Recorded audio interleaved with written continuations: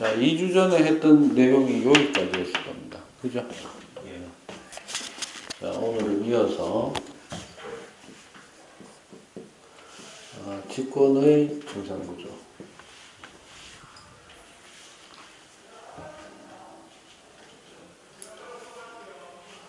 직권의 증상구조는요, 요걸 좀 하나 기억을 해야 됩니다. 뭐냐면, 직권의 증상구조가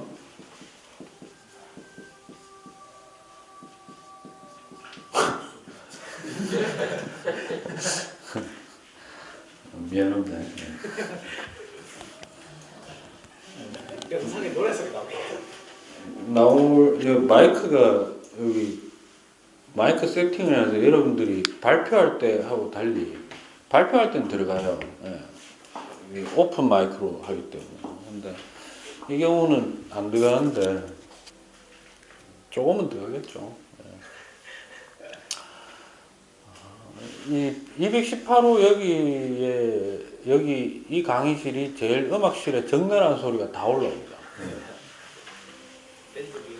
아침에 시작을 모 선생님이 색소폰 연주하는 걸로 아침을 시작합니다.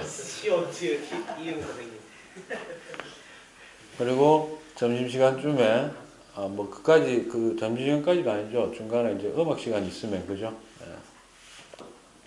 여러분들이 각각 어떤 반인지는 모르겠는데 어떤 반은 먼 곡을 준비하고 있고 어떤 반은 먼 곡을 준비하고 있고 그죠? 네. 적나라하게 들려오고 점심시간 되면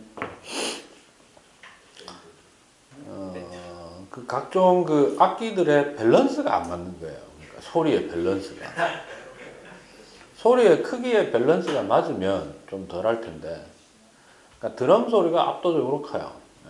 그러니까 울리는 기분이 더 세고 그 다음에 약간의 음이탈이 발생한 보컬들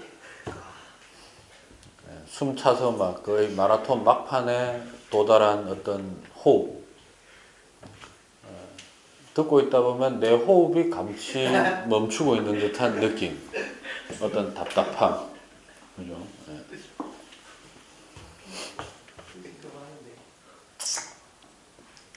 잘합니다. 잘 하는데 너무 적나라하게 들려오니까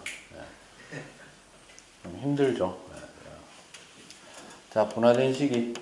직권이 분화된 게 아니라 직권의 증상구조가 분화된 시기는요. 이걸 기억해야 되죠. 지구 탄생 과정에서 방노마의 바다 시기에 그 다음에 직권의 증상구조를 파악하는 원리는 수행평가는 좀 알았겠죠. 증상구조 파악은 뭘로 했다? 이거 한계입니다. 이거는. 그렇죠. 이거죠. 지진파 분석을 통한 거예요. 특히 누구와 누구의 파동의 차이점을 이용해서 P파, S파. 여러분들이 발표할 때 너무 자세한 부분까지 막 발표한 것도 되게 많아요. 그러니까 핵심은 이거예요. 그래프들은 다 잘 준비했었는데 P파와 S파를 이용하면 물질의 종류를 파악할 수는 없어요. 구분할 수는 없는데 물질의 상태와 물리적 상황을 판단할 수 있다는 겁니다. 왜냐하면 파동이 전달되는 물질을 매질이라고 합니다. 뭐라고 한다고? 그 매질이 어떤 상태고 어떤 물리적 상황이냐에 따라서 파동의 전달 속도가 달라지고 또 파동이 물리학적으로 구분하면은 종파와 횡파라는 게 있어요. 그래서 종파는 고체, 체기체 다 갑니다. 근데 횡파는 고체에서만 전달됩니다. 어디에서만? 고체에서만 좀 전달되는 성향이 좀 있어요. 주로 좀 그렇다라는 건데 그러다 보니까 P파, S파를 동시에 이쪽에서 지구 이쪽에서 쐈어. 그러니까 뭐 실질적 아주 세분화된 세밀한 개념은 치우고 팡 쏘면 반대편에서 받았다 이 말이야. 돼서 지구 반대편에서 자, 지금 지진파 우리 동네에서 발생시킬 테니까 대한민국의 정반대쪽이 이제 거의 아르헨티나라고 보면 되거든요. 아르헨티나에 이제 전화 걸어가지고 야, 우리 여기 이제 폭탄 터뜨릴게 지하에서. 그러면 이제 지진파 발생하니까 인공지진을 발생시킬 테니까 그쪽에서 파동이 어떻게 몇 분 뒤에 뭐가 도착하는지 기록을 좀 해라. 예. 팡 터뜨렸어요. 그래서 P-80가 출발했단 말이야. 예. 근데 아르헨티나에서 전화 오기를 야, 피파밖에 안 왔는데? 이래 된 거라는 거죠. 그러면 일단 그 상황에서 우리는 뭘 추정할 수 있다? 정확하게 뭔지는 모르겠는데 고체가 아닌 구역이 있다는 거죠. 예, 피파는 다 통과하니까 뭐 상관없고, 맞아요. 만약 피파가 도달 안 했으면 어떤 의미입니까? 그 진공 공간이 있다는 뜻이에요. 예, 아무런 물질이 없는 곳. 예. 근데 뭐 피파는 다 도달하니까 일단 꽉 차 있어. 뭔가 물질로. 됐어요? 근데 피파, 에스파 같이 쐈는데 누구만 도달됐어? 그럼 에스파가 도달 못한 거는 고체가 아닌 부분이 있다는 거네. 그래서 이제 뭐 여러 가지 이제 다른 장소에서 이제 계산을 통해 가지고 봤더니 대략 2,900km 지점부터 해서 한 5,100km 사이에서 에스파가 사라진다라는 사실을 알게 된 거예요. 이제 입사각, 반사각, 굴절각 뭐 이런 거 계산해 가지고 속도하고. 그래서 그러면 고체가 아니면 무슨 상태지? 액체 아니면 사실은 기체라는 거죠. 그런데 지구 내부에서의 온도와 압력이라는 측면으로 생각해 봤을 때 그 지점에서는 도저히 기체 상태로 존재할 수는 없다는 거죠. 예, 이론적으로. 그래서 액체 상태로 뭔가가 존재한다. 예, 그걸로 이제 층상 구조는 파악을 했다라는 거예요. 그러니까 이거와 같은 거예요. 야, 어제 니 뭐 처먹었어? 해가지고, 알아보는 방법 중에 제일 좋은 건 뭡니까? 뭐라고? 그거보다 더 좋은 거. 어제 먹는 걸 봤어 되는 거 아니에요? 째면 돼요. 째면 되잖아. 그게 시추법이에요. 근데 단점이 있죠. 시추법은 들어가는 깊이가 한계가 있다는 거예요. 그러니까 백날 파봐야 지금껏 달까지 갔다 온 인류가 땅을 파는 기술은 정작 멘틀에도 도달한 적이 없어요. 예. 지각에서 그냥 끝난 거예요. 이해하시겠습니까? 놀라운 얘기인데, 비하인드 스토리인데, 아폴로 계획 있죠? 달에 가기 위한 아폴로 계획. 그래서 1호부터 10호까지는 도달 못하고, 쏘기만 쏘고, 계속 이제 시행착오 하다가, 드디어 아폴로 11호가 최초로 달에 갔죠. 이 아폴로 계획의 예산이 어디서 나온 건지 압니까? 여러분, 그 지구 내부의 층상 구조를 밝혀내는 데 있어가지고, 그 시절이 20세기 초반입니다. 20세기 초반이라는 얘기는 어떤 의미냐?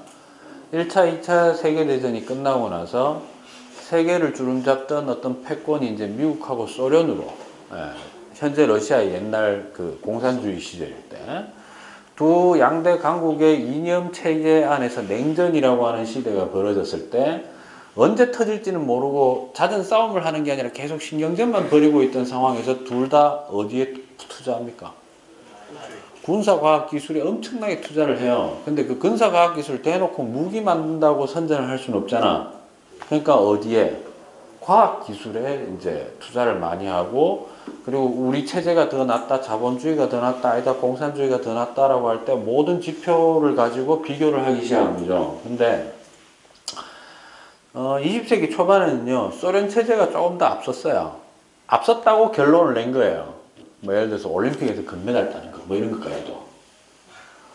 그래서 그 지구 내부에 지각, 멘틀, 핵 이렇게 구분된다라고 하는 것을 파악해낸 사람 중에 미국 사람은 한 명도 없거든. 소련 아니면 독일이었어요. 그러니까 당시에 냉전이 한창일 때 막 공산주의라면 치를 떠는 극단적인 사람 중에 또 한 명이 누구였냐면 미국의 이제 진보 진영이 민주당이긴 한데요. 공화당이 보수거든요. 근데 민주당의 대통령 중에 미국 역사상 좀 가장 인기 있었던 대통령 중에 한 명, 케네디 대통령이 소련이 그 지각과 멘틀 사이의 그 경계면을 모호로비치치 불연성면이라고 하거든요. 모호로비치치라는 사람이 유고슬라비아 출신의 소련 과학자입니다. 그러니까 거기 그게 그러니까 멘틀의 존재를 알아낸 거는 누구? 소련에서 알아냈다는 거죠. 그래서 미국이 선택한 건 뭐다? 그렇지. 거기에 먼저 도달하는 거는 USA 이래 된 거예요, 이 새끼들이. 지금도 그 지랄하죠. 그래서 막대한 돈을 퍼부어가지고 가기로 한 거예요. 그래서 여러분들이 조사하다 보면 최대 한계가 13km까지 뭐 11km까지 갔다 이거 있죠. 이게 당시에 진행됐던 모호 프로젝트입니다. 케네디 대통령 시절에. 근데 결국 갔다 못 갔다. 못 간 거예요. 당시 기술력. 지금 기술력으로도 그거보다 조금 더 들어간다 해도 결국 지각밖에 못 가는 거예요. 그래서 그걸 중단했거든요. 중단하고 남은 예산이 있을 거 아니야. 그게 아폴로 계획에 쓰인 거예요. 그럼 이거죠. 멘틀에 가는 것보다 어디에 가는 게 쉽다. 예, 결론은 그거예요. 근데 상식적으로 생각해 보면 벽을 뚫고 가는 것보다 공기층을 뚫고 가는 게 당연히 어떻다. 예, 다만 중력을 벗어나야 된다는 그런 게 있었는데 당시의 기술력이나 지금 기술력으로 봐도 중력을 탈피하는 기술은 어느 정도 되죠. 예, 왜냐하면 추진력을 얻어낼 수는 있으니까. 근데 땅속으로 들어가는 건 단순히 추진력만 가지고는 안 되죠. 왜냐하면 내려가면 내려갈수록 환경이 어떻게 된다. 여러분 그 심해 있죠. 심해의 무인 잠수정도 24시간 촬영할 수 있는 놈은 없어요. 일정 시간 동안만 그 수압을 버텨야 되기 때문에 촬영하다가 다시 올라오고 이렇거든요. 그러니까 땅속으로 들어가는 거는 그만큼 어떻다? 어렵다는 거예요. 시추법은 결국 단점이 뭐였다? 들어가는데 한계가 어차피 들어가봐야 현재는 지각밖에 못 보더라. 그래서 그 다음 방법이 뭐죠? 사람을 째면 확인은 금방 하는데 뒤지잖아. 그죠? 그래서 어떻게 한다? 그렇죠. 토하게 하는 거예요. 근데 토하게 하면 어떤 단점이 있지? 야, 쉽게 얘기하면 이거죠. 중간에 올라오면서 식도나 이런 걸 거치면서 다른 물질하고 섞여가지고 그 물질을 항상 감안해 줘야 된다라는 단점이 있어요. 바꿔 얘기하면 멘틀 상부에서 어디에서? 마그마 위치를 추적해 보니까 지진파 같은 거 사용하면 할 수 있겠죠. 액체로 고여 있는 부분을 찾는 거예요. 찾아보니까 어디까지는 멘틀의 한 상부 지점에 있는 것까지는 마그마가 돼서 치솟아 오른다는 사실을 안 거예요. 근데 올라오다 보면 누구를 지나칠 수밖에 없다. 그렇죠. 그러니까 지각에 대한 정보가 정확히 있지 않으면 멘틀에 대한 정보를 수정을 할 수가 없다는 거죠. 네, 그런 단점이 있겠죠. 그러면 결국 핵에 있는 물질을 파악하기는 어떻다? 어려운데 이제 여기서 이제 사람들이 사용한 방법이 이제 여러 가지가 있는데 그 중에 하나가 중력 탐사를 통해 가지고 실제로 뭐 어느 정도의 물질 밀도가 어떻게 되느냐, 또 지구의 질량과 부피를 구해 가지고 밀도를 전체 계산하는 거, 그런 어떤 차이에서 오는 거, 그 다음에 온도 압력을 추정한 값에 의해서 물질이 어떤 상태로 존재할지.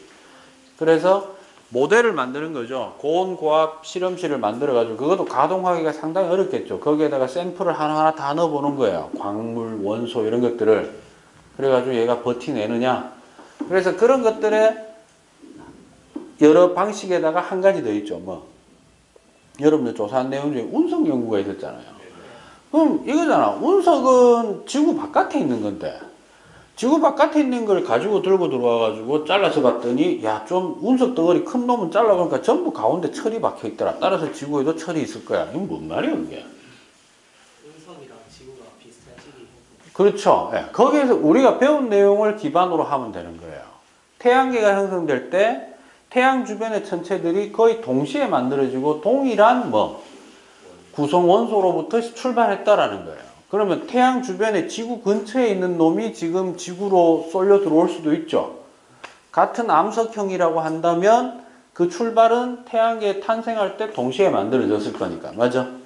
그래서 일정 규모 이상이 되는 놈은 운석 졸라 커다란 놈을 갖다 전부 다 단면을 찾아보니까 어떻더라?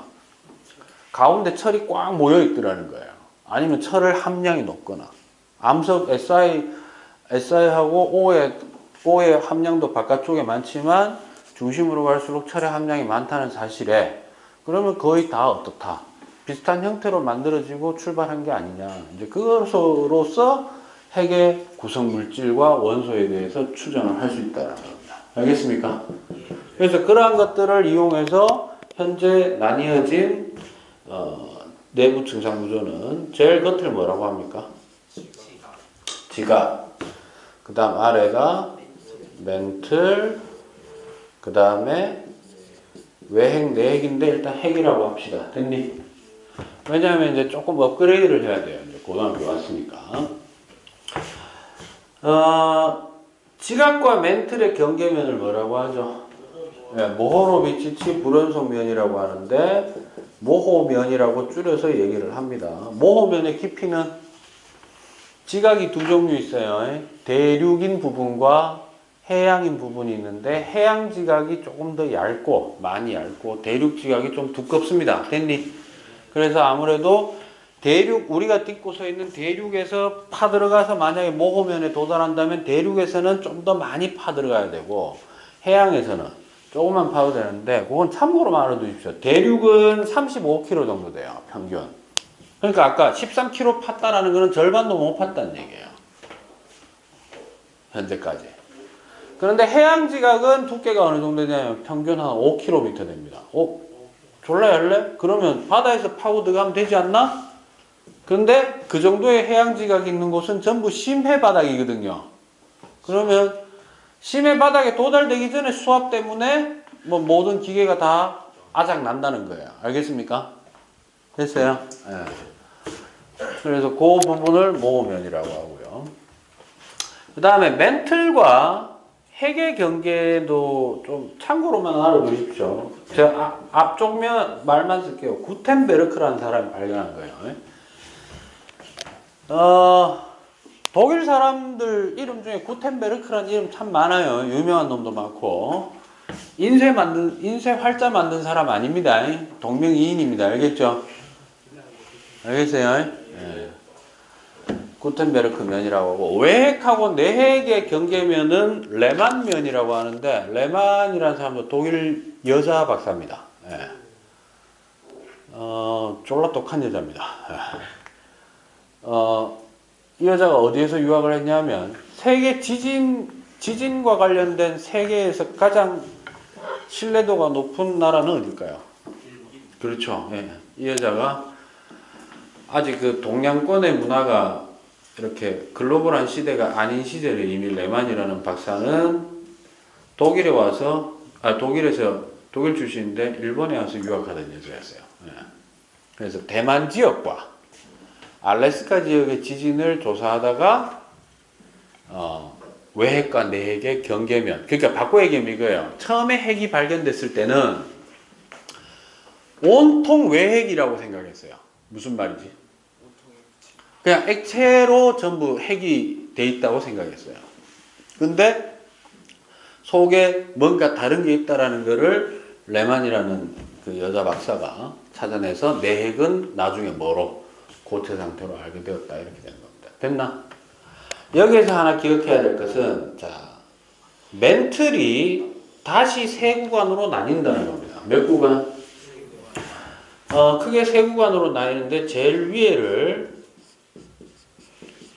상부 멘틀이라고 얘기합니다. 뭐라고 한다고? 네, 상부 멘틀. 그 다음에 제일 아래쪽은 뭐 당연히 뭐라고 할까요? 하부 멘틀이라고 하고요. 중간에를 뭐라고 할까요? 중부 멘틀. 그랬으면 좋겠는데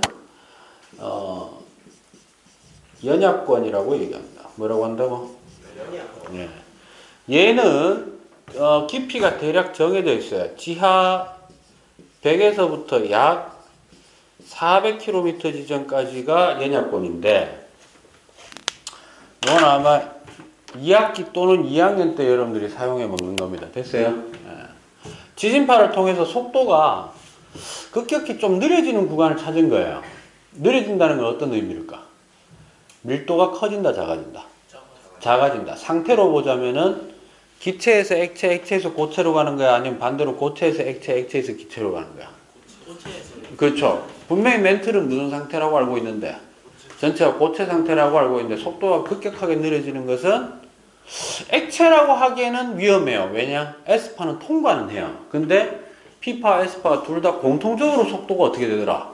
확 느려지는 구간이 생긴 거예요. 그래서 다른 말로 연약권은 뭐라고도 얘기하느냐? 지진파 통과가 느려진다라고 해서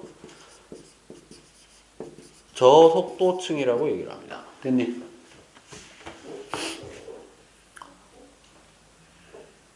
그래서 이거를 제가 이제 말씀드린 거는 뭐 때문에 하는 거냐? 얘는 어쨌든 약간 액체와 고체의 혼합 상태야. 예. 그래서 흐를 수가 있어요. 뭐 할 수 있다고? 예를 들어 드릴게요. 토마토 케첩은 액체야, 고체야? 마요네즈는? 떠먹는 요구르트? 액체야? 확실해? 케첩, 마요네즈 이런 거는 액체야, 고체야? 액체가 뭐고 고체가 뭔데?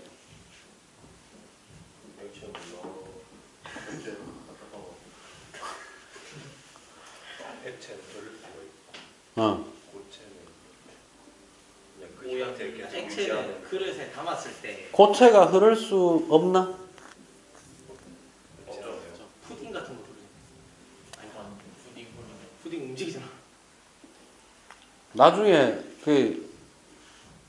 그런 것들이 어떤 상태인지는 나중에 화학을 조금 깊게 공부하면 배웁니다. 알겠어요?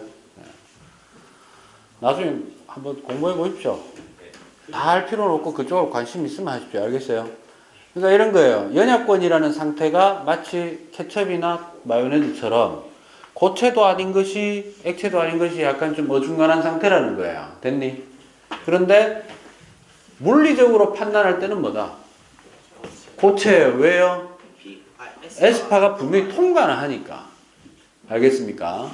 근데 물리적으로는 고체라고 얘기하지만 그러니까 흐를 수 있는 뭐다? 고체라는 거예요. 됐니? 그런데 화학적으로 보면은 고체도 아니고 액체도 아닌 거 이런 걸 뭐라고 하냐면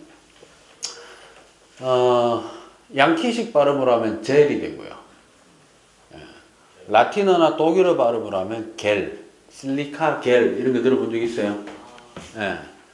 그 상태를 얘기하는 거예요. 참고로 알아두십시오. 그래서 얘가 흐를 수 있다 보니까 그 위에 누가 떠 있어? 지각과 누구? 상부 멘틀이 함께 떠 있는 상태가 되죠. 맞아요? 그래서 얘들이 흐름에 따라 이 위에 떠 있는 지각과 상부 멘틀이 한꺼번에 움직이면서 생기는 게 지진과 화산이라는 거야. 됐니? 이 이론이 바로 판구조로인데 판이란 뭐를 얘기하는 거다? 지각과 상부 멘틀을 합쳐서 판이라고 얘기를 하는 겁니다. 됐습니까? 참고로만 좀 알아두시기 바랍니다. 됐죠? 뭐, 요 정도 하면은 증상구조는 좀 되지 않았나, 이렇게 생각합니다. 그래서 요 내용으로 하면 116쪽에서 117쪽까지 됐다고 보시면 되고요. 118쪽은 잠깐 펴보세요. 118쪽의 밑에 지구 시스템 구성 요소의 상호작용해서 표 있거든요. 요거는 시험 치기 전까지 제가 숙제는 아니라 그랬어요. 밤마다 얘기했는데 숙제는 아니고 여러분들이 한 번쯤 작성을 해보시면 기말고사에 도움이 되는 부분입니다. 알겠습니까? 네. 예를 들자면 이런 거예요. 자, 모내기는 무슨 권이 무슨 권에게 영향을 주는 거다. 모내기는 누가 하는 거고? 인간이 하는, 인간은 어느 권에 속한다고 봐야 됩니까? 생물권이죠. 그럼 생물권이 어디에? 생물권에 영향을 주는 거기도 해요. 왜? 벼라고 하는 생물이 원래는 지가 알아서 자연 상태에서 그냥 자라는 건데, 맞아요? 모판에다가 벽실을 뿌려서 얘가 어느 정도 유아 상태로 자라면 이거를 다시 논에다가 꽂는 과정이잖아. 맞아? 그래서 움직일 수 없는 벼라고 하는 생명체의 생태 환경을 변화시킨 거기 때문에 생물권이 생물권에 영향을 준 거기도 하지만 뭐이기도 하다. 생물권이 모내기를 하기 위해서 벼를 키우기 위해서 논이라고 하는 특수한 지형을 인공적으로 만들어야 되니까 직권에 영향을 준 것이기도 한 거예요. 알겠습니까? 이해하시겠어요? 그러니까 이런 거예요. 어떤 자연현상이라고 하는 것은 무슨권과 단일의 어떤 상호작용보다는 되게 복잡한 형태로 나타나는 게 상당히 많다. 그래서 여러분들이 금방 찾으려면 찾을 수 있는 거예요. 알겠습니까? 됐어요? 네, 그런 형태로 하시면 되고. 잠깐 쉬었다가 121쪽에서부터